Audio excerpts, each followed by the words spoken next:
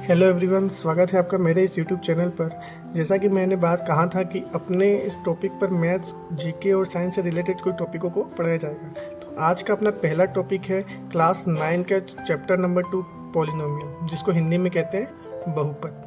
इसका मीनिंग समझेंगे तो बहु का मतलब होता है एक से ज़्यादा और अंग्रेजी में पोली का मतलब भी होता है एक से ज़्यादा। तो ऐसा व्यंजक जिसमें एक से ज़्यादा पद हों उसे बहुपद कहते हैं। साथ ही साथ उसकी दूसरी कंडीशन क्या होनी चाहिए कि जिसमें चर, अंग्रेजी में बोले तो वेरिएबल की घात कैसे होनी चाहिए, अऋणात्मक पूर्णांक होनी चाहिए। मतलब उसकी पावर 0, 1, 2, 3, 4 इन्फिनिटी होनी चाहिए।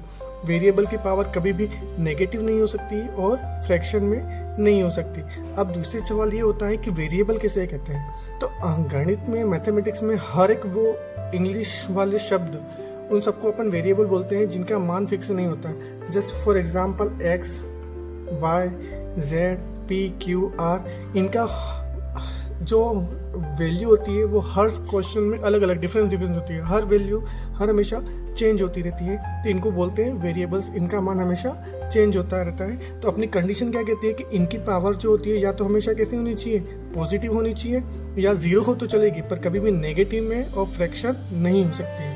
तो अपना क्लास 9 का चैप्टर 2 का पहला क्वेश्चन क्या है कि निम्न व्यंजकों में से कौन सा बहुपद है और बहुपद के चरों की घात ज्ञात कीजिए।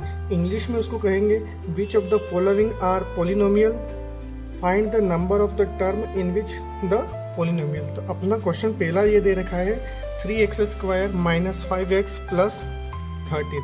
तो सबसे पहले तो इसमें कंडीशन नंबर 1 लगा के देखो, क्या इसमें एक से ज़्यादा पद है? तो हाँ, अपने पास एक से ज़्यादा पद है। दूसरी कंडीशन लगा के देखो, क्या वेरिएबल की घात अऋणात्मक पूर्णांक है? तो देखो यहाँ पर अपन वेरिएबल दिख रहा है अपने को x, तो x की पावर कितनी है अपने पास?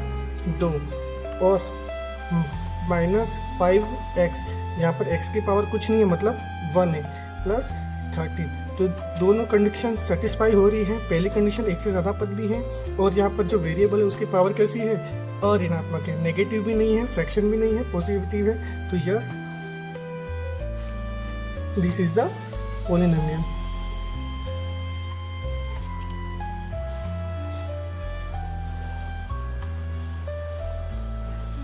ठीक है। और उसके बाद दूसरा क्वेश्चन क्या दे रखा है कि इसमें बहुपद की घात कितनी है। तो देखो यहाँ पे जो बहुपद की अधिकतम घात होगी वही बहुपद की घात होती है। तो यहाँ पर कुछ x की कोई घात नहीं है, मतलब कितनी है वो? 1 है। तो यहाँ पर x की कितनी घात है?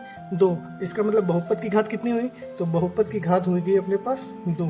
कितनी हो गई? 2। सिमिलरली दूसरा क्वेश्चन अपन देखें तो यहाँ पे देखो y की घात 2 + 2√3 दे रखा है। ठीक है। तो y की पावर कितनी दे रखी है? 2, जो कि कैसा है? नॉन नेगेटिव नंबर है, मतलब पॉजिटिव नंबर है और एक से ज़्यादा पद है, बिल्कुल है। तो ये भी बहुपद है। तो हाँ, यह बहुपद है। और उसके बाद बहुपद की घात कितनी है? घात हो जाएगी तो बहुपद की घात यहाँ पे देखो, तो वेरिएबल की जो घात होती है वही बहुपद की घात होती है। यहाँ पे वेरिएबल की घात कितनी है? 2। तो बहुपद की घात कितनी हो जाएगी? 2। सिमिलरली थर्ड क्वेश्चन अपन देखें,